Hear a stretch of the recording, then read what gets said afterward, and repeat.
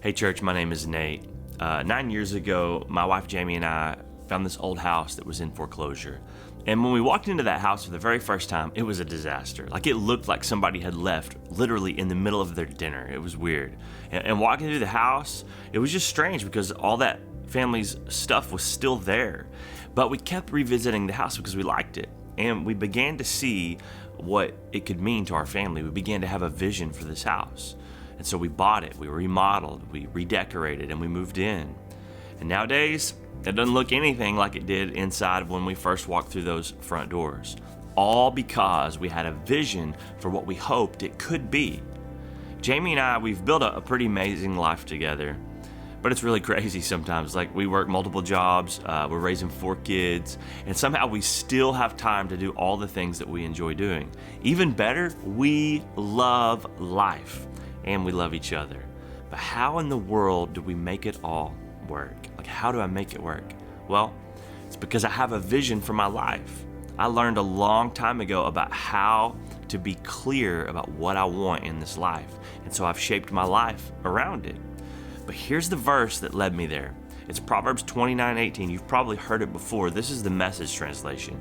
It says, if people can't see what God is doing, they stumble all over themselves.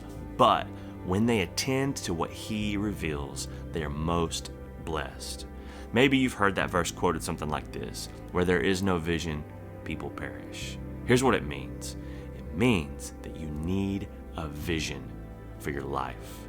Your vision for your life decides what you let in. Like, you have to have a clear vision about what you want in this life. In other words, you have to know what you want so you can say no to all the things that want you.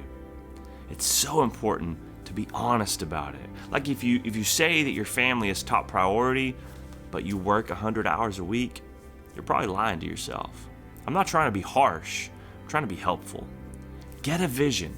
And then once you have a vision for your life, prioritize your vision for your life. Mine is this: I will love my family and share the gospel for a long time.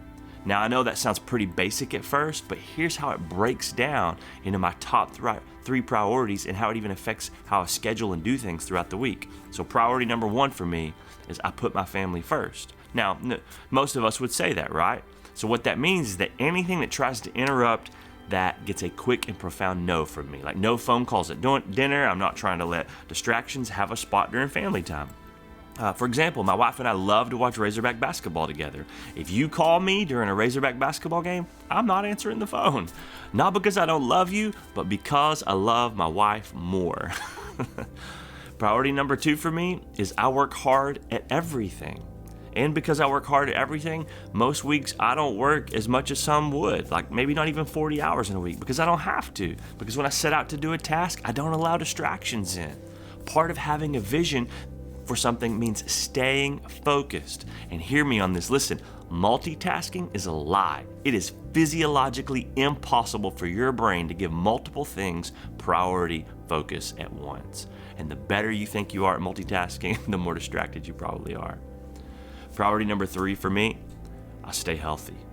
I stay healthy. I prioritize my spiritual, mental, and physical health. So I eat good and exercise, all that kind of stuff, because I plan to love my family and share the gospel for a long time.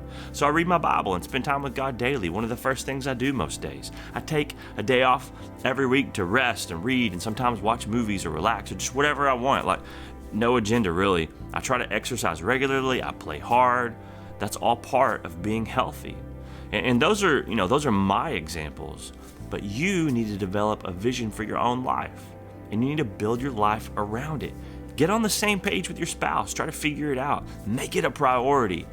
But when you prioritize your vision, here's what's going to happen. You're going to begin to live a wonderful and build a wonderful life around it. So let me challenge you with something. Ask yourself, what do I want my life to look like a year from now? And then ask yourself this: what are 3 things I can start doing today to make this happen?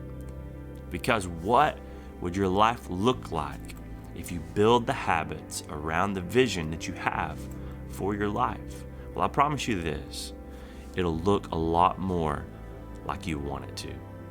God bless you.